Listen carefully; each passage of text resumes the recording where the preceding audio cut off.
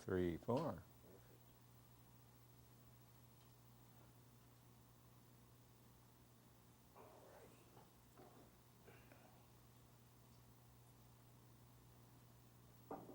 We are rolling.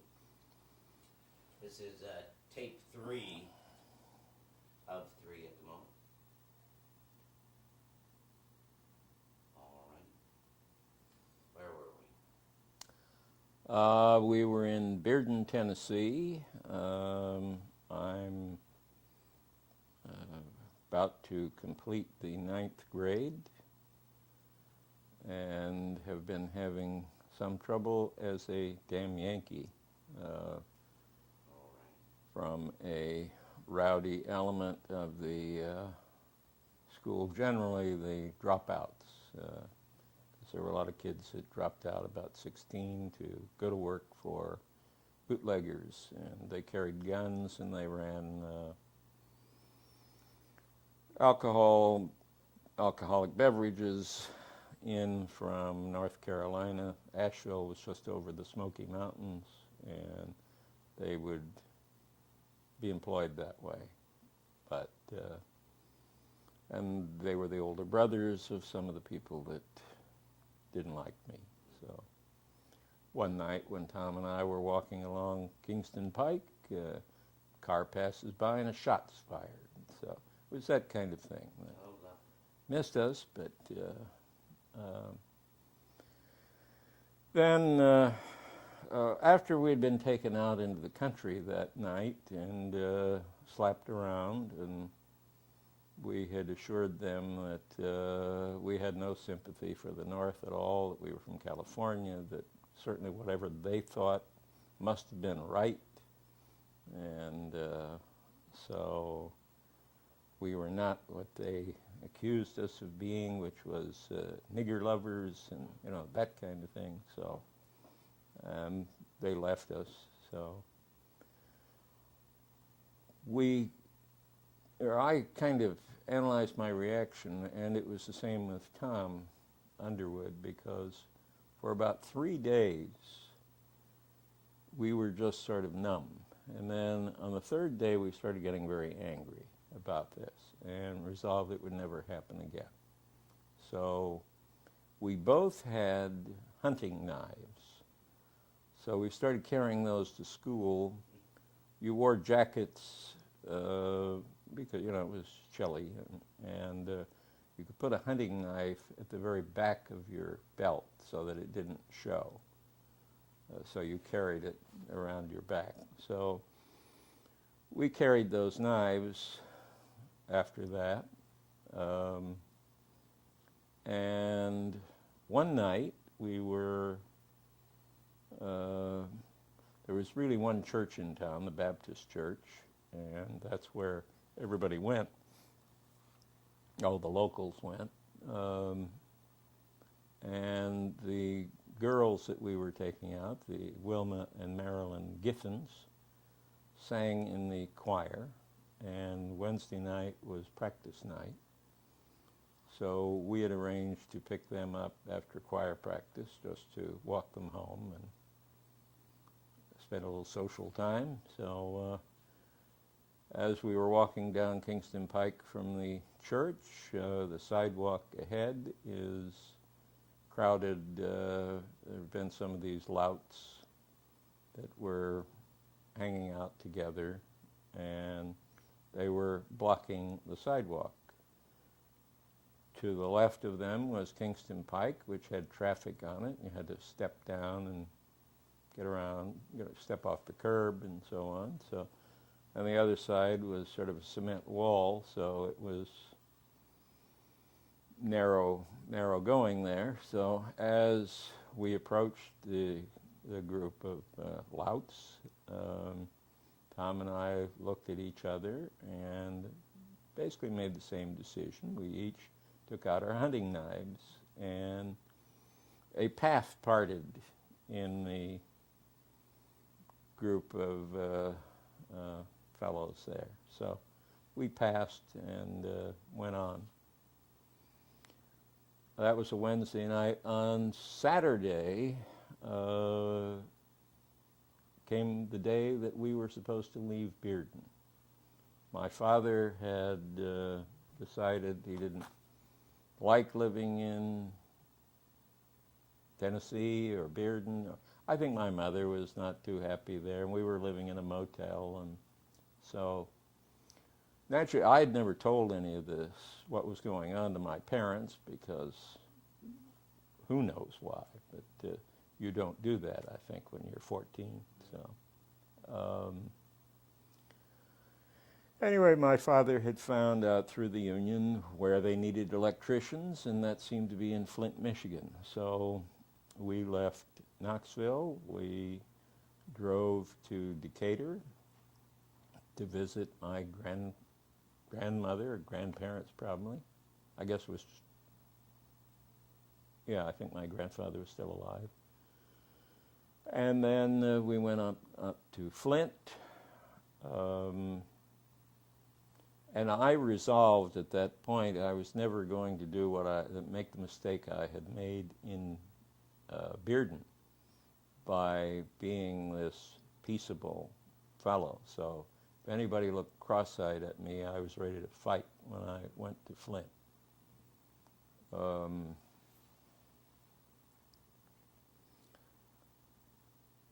One of the things that helped me, always as we moved, was the fact that I liked to read. So when we arrived in Flint, I knew nobody. It was summertime. I went to the library and started reading books from the library, and I'd check out 6 or so books and be back 2 days later and check out 6 more, and I would check out the maximum, whatever that was. So I even got so familiar with the library that I managed to get a sort of short-range summer job there. And so I had to learn the Dewey Decimal System, and my job was to take books and put them on one of the carts and sort them out, and then put them back in the stacks where they belong. I did miss my friends in Knoxville, or in Bearden, so I went for a short trip. I was able to go by train from Flint to Knoxville. I visited Wilma and Tom. And who did you stay with? Did you stay with Tom? I think I stayed with Tom. I'm not sure who I stayed with at this point. I know I went there. I forgot to mention it, I had that motel we were staying at, Kingston Pike Motel, I think it was owned by a Mr.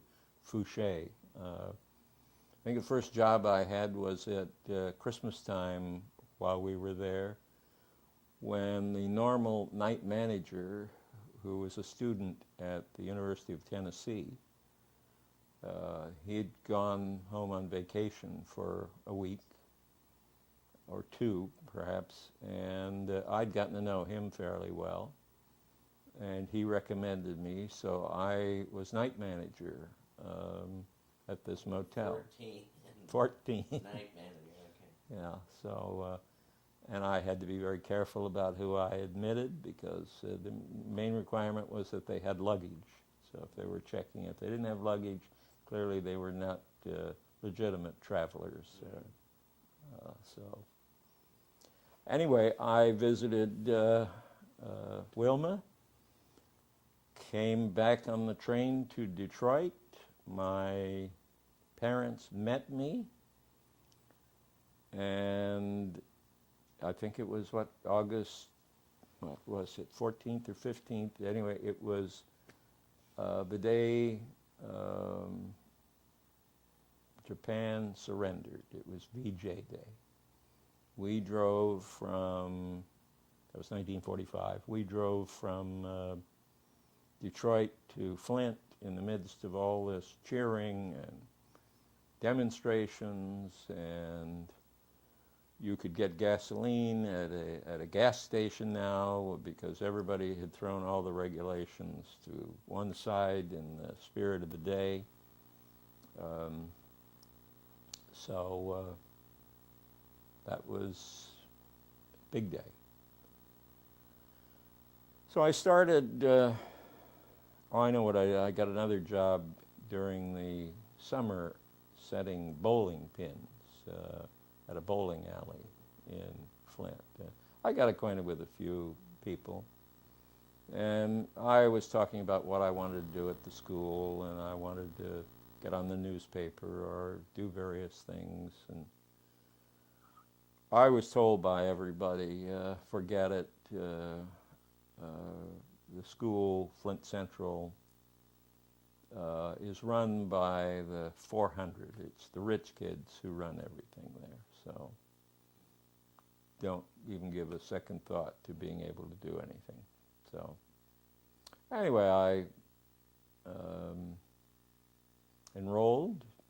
It's a big school. It was 3,500.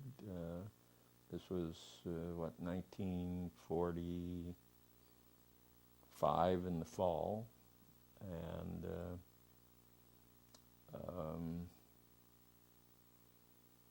I then, first issue of the school paper came out, and they advertised for people who were interested to come up to a meeting at the office, or at one of the classrooms. And I went up there, and it was a scene with lots of people, all of whom seemed to know each other, and they were milling about, and I thought, oh, there's so many people here, and they know each other. What am I doing here? So I left, because there was nobody to talk to. So, however, when the next issue came out in a couple of weeks, they had another notice that people who were interested should report. So I said, well, it looks like they didn't get enough people. So I went this time, and it was not crowded. There were only a few people there. So I was able to talk to somebody and told, I think it was somebody who was going to be the news editor, a woman, a young woman named Nedra Duncan, and told her I wanted to be a reporter. So she said okay, and so I started working on the paper. Did you have a specific beat? I didn't. You were given assignments, but I think I told somebody I wanted to write a piece, which I did. I wrote something, a fiction item, which I called The Adventures of Percival Gluttbubble. And Percival Gluttbubble was a humorous piece. He was kind of a kid from Flint who inadvertently got caught up in what I would call James Bond adventures. These all happened to him. He hadn't planned them, but he was a real player in world politics and high-level espionage, all that stuff. So this became a hit when it was printed in the paper, and it became a weekly, we didn't publish weekly, it was every 2 weeks. It became something people were very conscious of at the school. So, and that tended to make me somewhat known. So by the time my sophomore year came along, or wait a minute, not sophomore, that'd be the junior year was the next year. I was a sophomore when I started. I had been asked to join the drama club, which was it was by invitation only, and there were 2 drama clubs, one called the Attic Players and the other called Bell Mask, and the top one was Bell Mask. each drama club put on a play a year. So, What made them invite you? Was there something? Had you done any drama? no, I had become friends with some of the people that were in it, and they chose likely prospects, people who seemed like they would be able to act. So, but I was invited to join that. Then I ran for junior class president and was elected to that, I think, a lot because of Percival Gluttbubble, and that made my name known. I went ape about extracurricular activities. I loved all that. Wasn't so good at paying attention to my schoolwork, but I was very big on the extracurriculars. So, you have comment on that, Dave? No comment. No comment, but the gene passed correctly where it should have gone. So, but I got into the debate squad. I became, in the second year, news editor of the newspaper. I was also the associate editor of the yearbook. And the reason this is all interesting because there were three top jobs in the school. One was president of the student union, and the junior class president generally was elected to that. The other was editor-in-chief of the school paper, and the news editor was normally elected to that. And the third was editor-in-chief of the yearbook, and the assistant editor was normally elected to that. So I had all three of those jobs. So I knew at a certain point I would have to opt to get out of the way and let somebody else take over those things, which was a hard decision finally, because I didn't know whether I wanted to be president of the school or editor-in-chief of the paper. And which did you choose? Editor-in-chief of the paper. So I preferred, ultimately I preferred that because I thought I was going to go into journalism anyway. So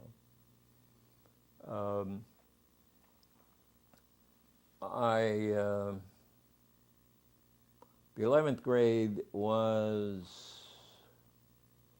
as I mentioned, a great deal of activity. Part of this is also driven by the fact that my mother had another mental breakdown, and she wound up in Pontiac State Hospital. So it was difficult when she was going through the breakdown because of all the crazy things that were going on with her,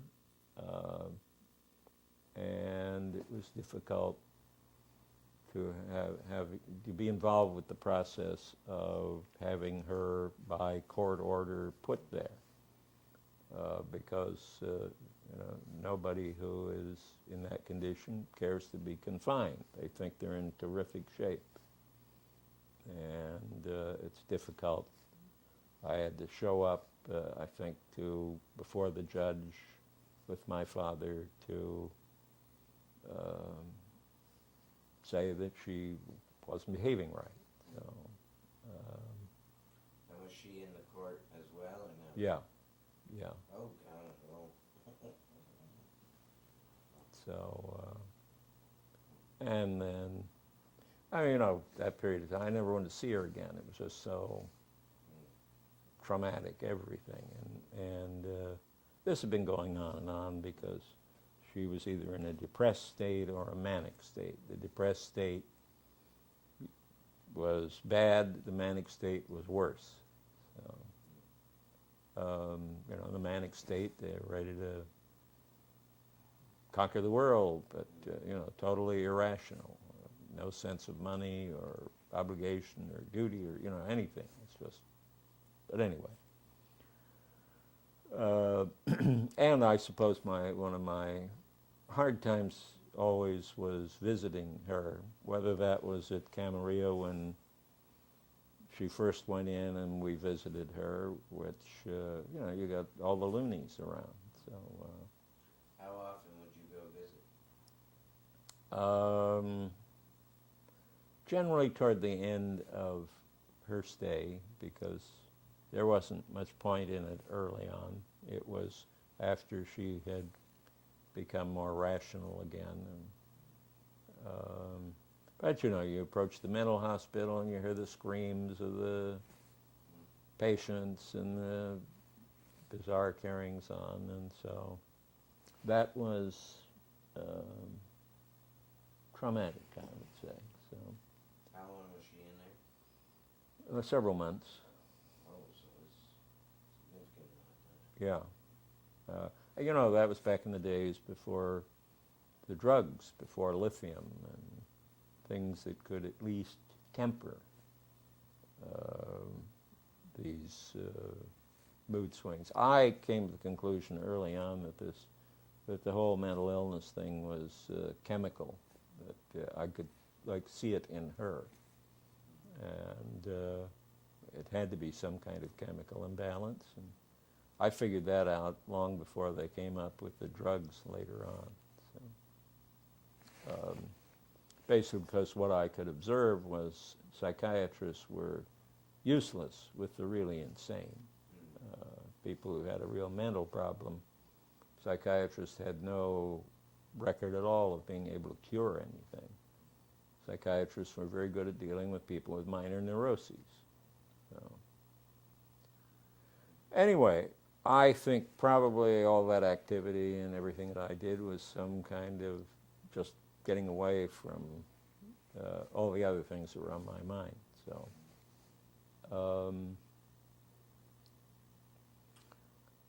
anyway, the 11th grade, I did all that. The 12th grade, I was the star of the junior play,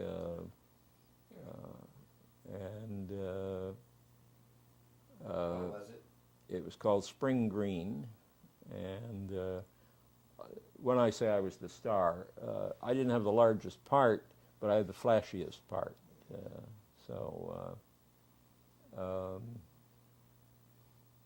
And my mother, before the hospital, had been in a little manic phase, so she had taken me to get new clothes, and she bought all sorts of great stuff for me, clearly forgetting all about budget and that.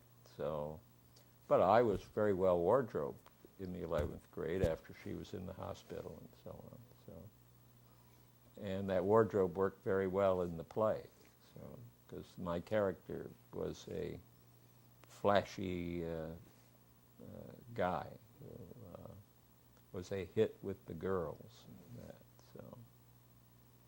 So the wardrobe worked, even though my father didn't like the bill for it. So, I was very interested in newspaper work, and I thought that that's what I would probably wind up doing. In my senior year, I got a job at the Flint Journal in Flint, Michigan. And I got a job as a copy boy. And I was able to work full time because I would report in at like 7 a.m.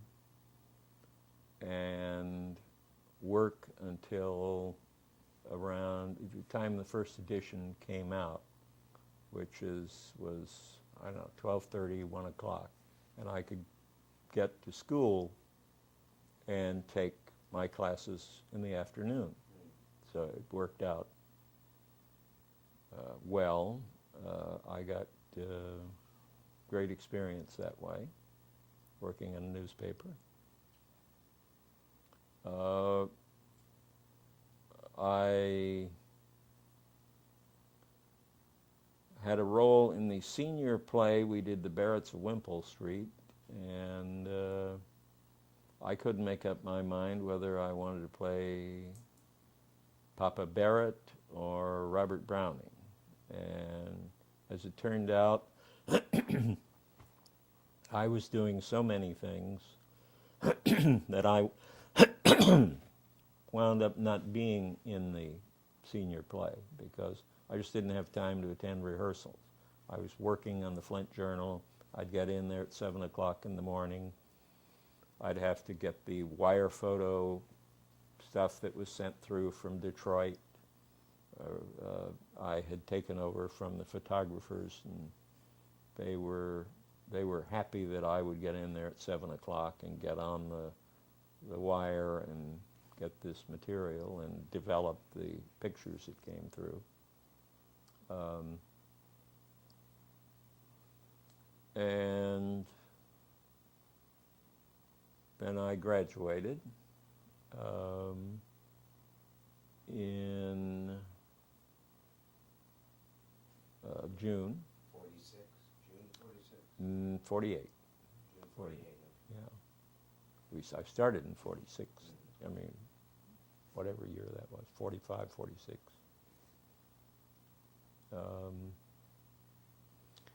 And I came out to Las Vegas to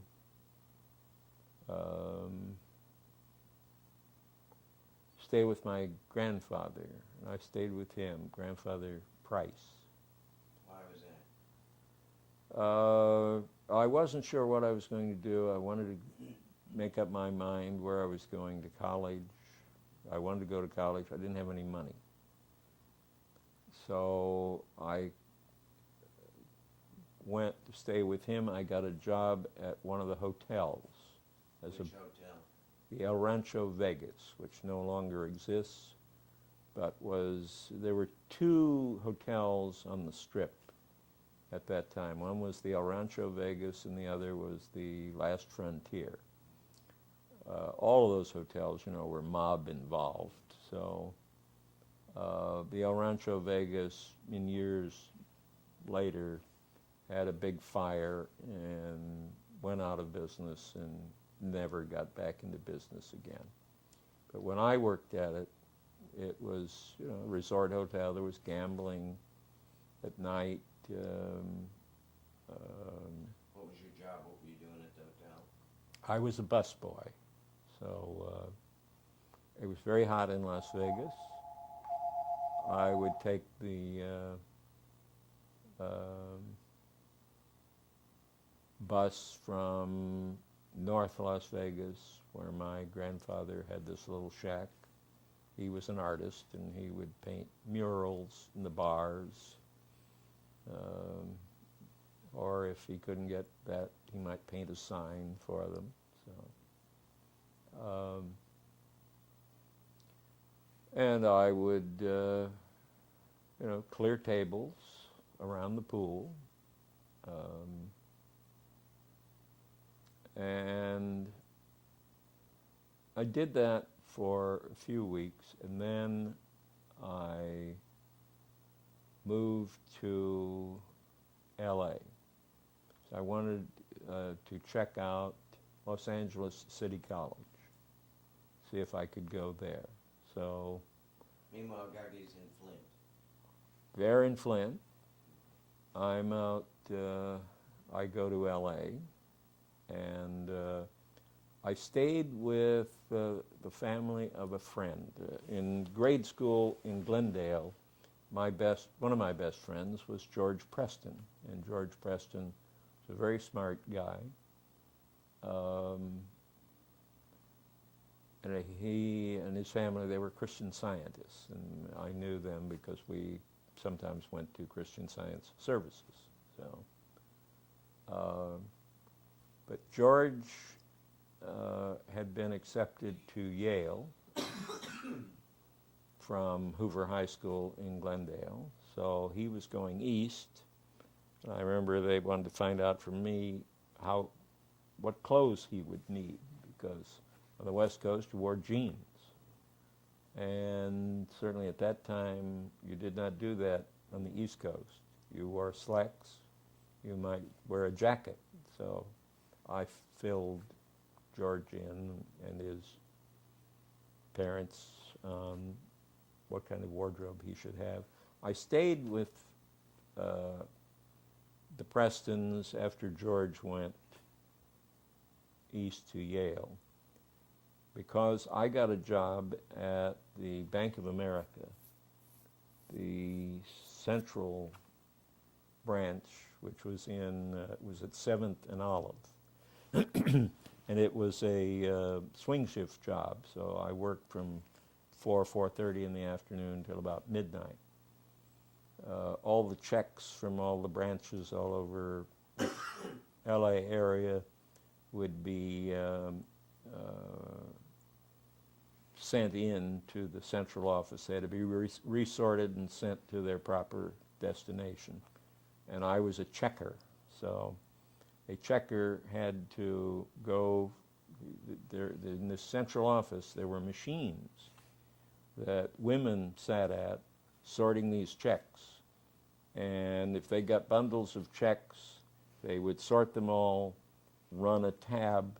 The tab had to agree with the number that had come in with those checks originally. If it didn't agree, somebody had to sit down, take that tape, find out where the error was, and then go through the checks maybe, check them out. Had there been a misreading of the checks and that? So that was painstaking And that was work. your job. Yeah, there were several checkers, but I was one. I did start LA City College during the day, and I discovered that that didn't work very well. That schedule. Too tough. You just didn't like it. It was too difficult. It was just life was just totally work. So there wasn't enough time to do the homework, and so I decided that what I should probably do, this is after a few weeks, I dropped out of LA City College and I decided to join the Navy. That I would go back to Flint and join the Navy. I didn't want to serve in the Pacific, I wanted to serve in the Atlantic, so I thought I'll go to Flint and join there. And that way, instead of going to the basic training at San Diego, I'll probably go in Great Lakes Naval Training Center. So I took the train back to Flint. It was a long journey. I had no money on the train. So part of the journey was my wishing I could get something to eat or drink. But I think it was the leg from Detroit to Flint that I was just flat broke. So I just sat there. Watched everybody else eat. Right.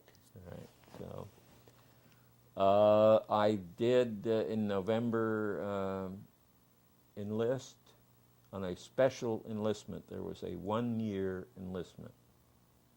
That was it was a pilot program for universal military training, and only lasted a few years at best, maybe a couple of years. So the reason I liked it was that the draft at that time was 2 years, and I figured, well, I'll get a year and get that obligation out of the way. You served a year, then you had 6 years reserve time. So I thought, fine, I'll get it out of the way. So I enlisted. I went to, I enlisted in Detroit and was called then to report for duty. I joined a group of people and other guys, and we went by train to Chicago and on out to the Naval Trading Center, and I spent 11 weeks in boot camp, going through all the Navy training. That was very difficult. There were many times I wished I had not made the mistake of joining the Navy. So, because it was winter time, it meant marching when in the snow with these winds coming off Lake Michigan, where you were freezing, you were carrying a rifle, and San Diego was looking mighty fine at that time. I thought perhaps I'd made a strategic error. So, however, I got through. I became second platoon leader because they asked. I think it was partially, you take tests, aptitude, intelligence, and all that. The GCT test, which I don't know how it is today, but it used to be the real determiner of kind of your fate in the Navy, because if you had a high test, which I did, they noticed you. So I became second platoon leader, learned how to command a squad or command the platoon in marching. And we competed against other companies in marching. And the big deal was if you won the E flag, which was a red flag with an E on it. So we won when we had to. So anyway, I was sent out to the fleet after graduation, and I joined the USS Coral Sea, a gigantic aircraft carrier, which when I went aboard it in Norfolk, Virginia, I had trouble believing it, that I boarded this ship and stood on the hangar deck and looked down it, and it was like standing inside a gigantic warehouse. You couldn't believe such a thing could float and sail.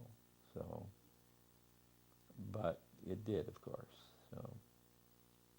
We take a break here. Okay.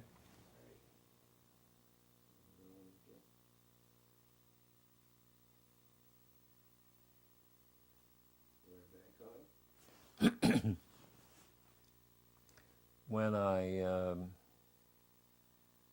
came aboard the ship, there was a whole group of us new guys that came aboard. I was asked, I was singled out by the training office, which is where the records go to. The training office people asked me if I'd be interested in joining the training office. And what I learned was they go through the records and they single out the people with high scores on this GCT test. So I had a high score, so they asked me if I would join them. I said that I'd prefer to do something with a ship's newspaper if they had one. As opposed to like an administrative job or whatever. Right. I would have been a yeoman in the training office. So, so they were very nice and sent me to there was a lieutenant commander that was in charge of the ship's newspaper. And it turned out that there was a guy who was normally putting out the paper, but he was off in the Navy journalism school, and so there was nobody to take care of it while he was gone. So I told him of my experience on the Flint Journal and that I'd been editor of the high school paper and that. So I was assigned to the newspaper, which was published, I think, every 2 weeks. So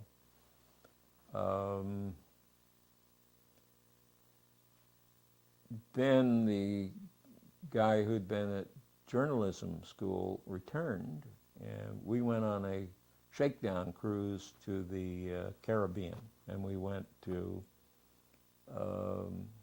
Haiti, Port-au-Prince. We anchored there. And then we went to Guantanamo Bay, and Gitmo Bay was terrific. That was quite a resort for the Navy. And this was all shaking down things, making sure the crew knew how to operate. And we went through a hurricane in the Caribbean, where this ship was so huge. It was 968 feet long. That's the length of 3 football fields. Weighed 45,000 tons. It's 133 feet wide. I know all these things because I was also in charge of the ship's PR. So if we hit a port, I had a package that I would take to local newspapers. And it would have all the statistics and photographs of the ship and that. So anyway, we returned.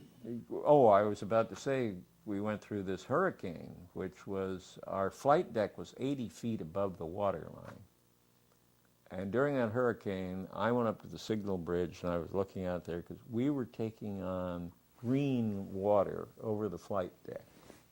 And I couldn't believe how much power there was in the storm, and the ship was just laboring through it. And I was afraid it was going to break up at any moment, so we didn't. But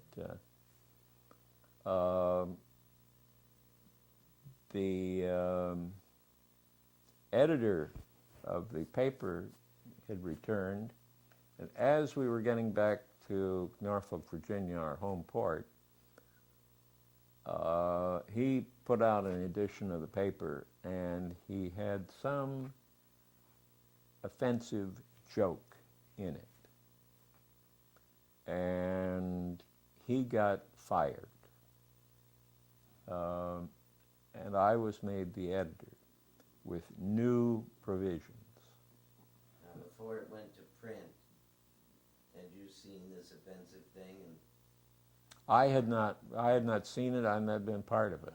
So this is what he had done. So my little part of it was inoffensive. So whatever I had done, but just figured you might have gone, well, I thought it was funny too. I didn't know about it at all. So anyway, he was gone. I was in charge with new procedures that all copy had to be approved by the this Commander Hartung, who was in charge of me, and then the executive officer, the guy who was number 2 to the captain. So I had to get everybody to sign off. So anyway, I became editor of it, and then we left Norfolk on a goodwill cruise to the Mediterranean. And we spent several months, well, we went to, I think, first was Lisbon, then we went into Naples. We went from Naples to Livorno, to Rapallo Bay. Then we went to the French Riviera. We spent several weeks anchored off Cannes. My first time at Carlton Hotel was coming ashore on Liberty and going to that hotel, so at Cannes. So I went up to Nice to see what Nice was like, and Grasse, and we went to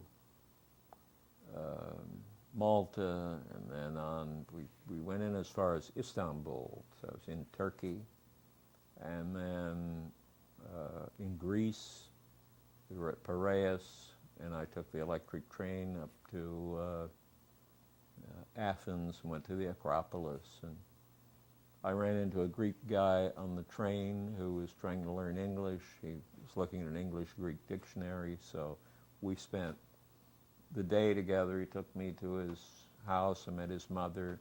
Turned out his father had gone to the United States, and apparently the mother couldn't get in because she had malaria. so the father was working there and sending money back. So, but he took me all around Athens, and we had a good time together. So What was his name? I don't remember. So, but during all that time, I was on the ship, putting out the newspaper. I was in a peculiar category because I was sort of the one guy in the journalism division now. So the guys I reported to, there was Lieutenant Commander Hartung and then Lieutenant Howe. They were both aerology officers. They dealt with the weather forecasts and meteorology and all of that, which I had nothing to do with that. I was like their additional responsibility, the ship's newspaper.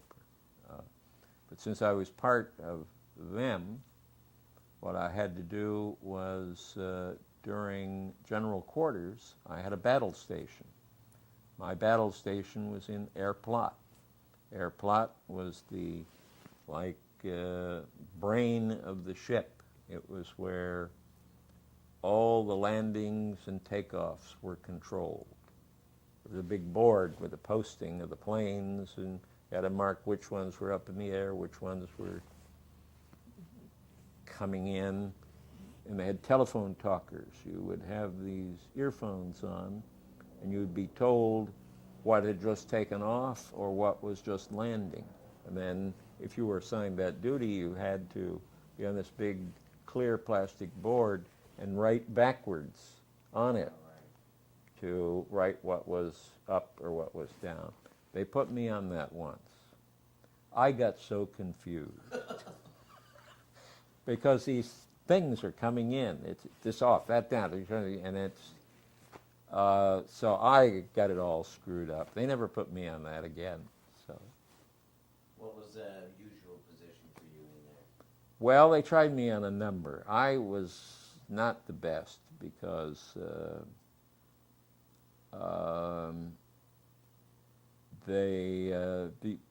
I would only do this duty during general quarters. We would all get called to general quarters. We'd go through these battle things. The guns would be going. We had 18 5-inch guns that would be shaking the ship as they went off. And I was put on the captain's backup battle circuit. This was to be used in case all other communications were shut down. I was to monitor this.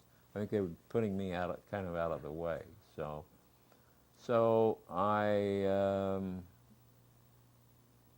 it was just boring. So I think I went to sleep. And Commander Hartung called me in after battle stations and said, it really didn't look good for me going to sleep. So, Commander Hartung was a great guy. His ambition was to serve 20 years in the Navy, retire on a pension, move to Arizona, to like Phoenix or Scottsdale, and open a bookstore. And he wanted to serve tea mid-afternoon in the bookstore. So it was not easy for him to be a harsh disciplinarian. So he would reason with me. So, and one of the things was that it didn't look good for me to sleep during battle stations. So the next time I brought a book. So Commander Hartung took me aside after that and told me that it also didn't look good for me to sit there reading a book while everybody else was concentrating on the battles. So I did my best to try to sit there, stay awake, and not read. But anyway, we went back to the U.S. After this great cruise. I was discharged after, you spend few days on working parties. I once had to tie up a submarine that was coming in because I was sent out to a sub base, and I was doing duty there, painting or whatever, and suddenly a submarine was coming in. I never had to tie up a submarine before. They throw lines to you, and you know, I'd been taught knots while I was in boot camp, but hadn't had to tie one in a year practically. So I got the knot, the lines around the, you know, posts there. But anyway, I was discharged. I was able to take a plane from Norfolk to Willow Run airport. My parents came and met me. It was like 4 a.m. They'd had to drive from Flint in the middle of the night to Willow Run, which was not far from Detroit. And forgot to mention one thing. While I was on the ship, we were on our way to Istanbul, the popular radio reporter Walter Winchell predicted that World War III would start when the Coral Sea was in the Dardanelles on its way to Istanbul. Dardanelles is between the Mediterranean and the sea there, the Sea of Marmara, which is just before Istanbul. It's a mile wide, and a carrier under those circumstances would be totally defenseless, because in order to defend itself, a carrier needs its planes.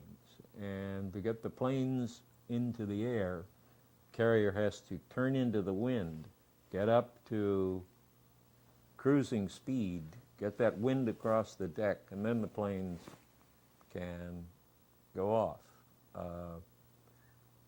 And the rumor was that the Russians would be able to take out the Coral Sea, World War III would start, we'd be a sitting duck there.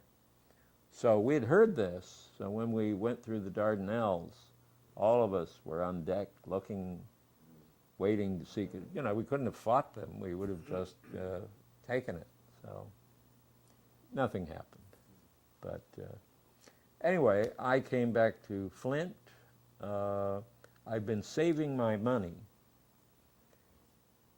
I didn't take certain trips that others would take. For instance, when we were in Naples, there was a party put together to go up to Rome, which I didn't do because I needed my money. When we were on the French Riviera, I could have made a trip to Paris, where I'd never been, clearly. I didn't do that. I was saving my money. And I was sending it home because I wanted to go to school. So I arrived home. My parents had had a very tough time, and my dad had had to use the money. So that plan was delayed a bit. So, but he came up with the money for me to, I applied to Michigan State, which was the cheapest place I could find. It is, I don't know, 100 and something a quarter for tuition. So 127 or 47, 147 I think it was. But anyway, it was a quarter by quarter suspense thing on whether he could come up with money to pay my tuition or not. I tried everything when I went there to make money. I wrote continuity for the classical radio station, WKAR. I was able to get a job paying $20 a week there. I made $10 a month from the humor magazine that I quickly became fiction editor of. I found that they paid $30 a month with ROTC, so I enrolled in ROTC. And but it was very difficult to stay in school. But I managed it for about a year, a year. And I got into a playwriting class. I liked my writing classes. They were very good. I had a short story writing class, had a poetry class I liked, but the playwriting class, which normally seniors took, but I talked my way into it, and they were going to produce two plays in their experimental theater. And I figured, well, one of them is going to be mine. So I wrote my play, one-act play, and turned out mine didn't look like it was going to be one. I couldn't accept that, so I got all the notes from the professor. I then stayed up 48 hours, rewrote that play according to his notes and that, showed up with it to his surprise, and he read it. He gave me more notes. I went away again, just rewrote, and brought it in. And mine became one of the two that was going to be produced. But the professors said to me, what are you doing here? And I said, what do you mean? He said, well, this is kind of a country club school. Nobody gives a damn. The professors don't. The students don't. He said, I think you belong at a better school. I said, what would that be? He said, either Yale or Columbia. They have good drama departments. So I was trying to figure out what to do. Couldn't really afford to go to school. And I thought, maybe I can, in New York, get a full-time job there. Couldn't get any kind of job that was worthwhile in East Lansing. Small town and a huge school, so every job was fully taken. So I figured New York will be a different case. So I applied to Columbia. I was accepted.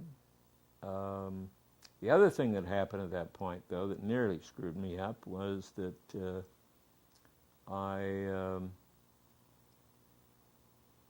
Korea broke out, and I was a member of the reserve. I was called back to active duty.